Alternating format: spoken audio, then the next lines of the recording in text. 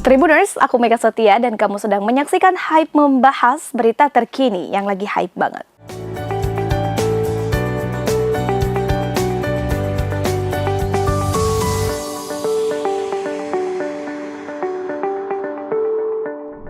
Partai Demokrat mendengar Tribuners adanya orang-orang yang berada di lingkaran Presiden Joko Widodo untuk berobsesi mempertahankan kekuasaan hingga 30 tahun ke depan.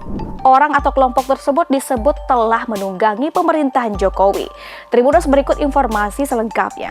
Partai Demokrat mendengar adanya orang-orang yang berada di lingkaran Presiden Joko Widodo berobsesi ingin mempertahankan kekuasaan hingga 30 tahun ke depan. Orang atau kelompok tersebut disebut telah menunggangi pemerintahan Jokowi. Bagi Pak Jokowi mungkin sudah merasa cukup, tapi lingkaran Pak Jokowi kan bisa jadi masih punya obsesi jauh ke depan.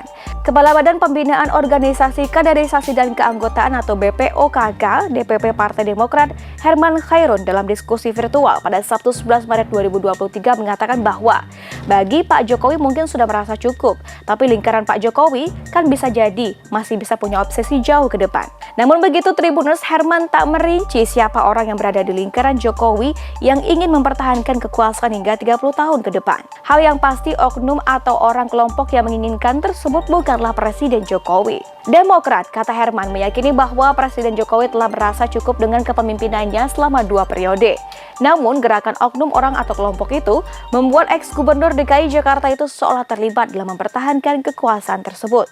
Lebih lanjut, Herman menduga orang yang di sekeliling Presiden Jokowi ingin mempertahankan kekuasaan hingga 30 tahun ke depan karena telah merasa nyaman dengan kenikmatan materi selama di pemerintahan. Tribuners, mampir di kolom komentar untuk memberikan tanggapan kamu terkait Partai Demokrat yang mendengar adanya orang-orang di lingkaran Presiden Joko Widodo berobsesi ingin mempertahankan kekuasaan hingga 30 tahun ke depan. Sekian berita terkini yang lagi hype banget. Jangan lupa untuk pantengin terus hype setiap hari dan jangan lupa untuk like, comment, dan subscribe.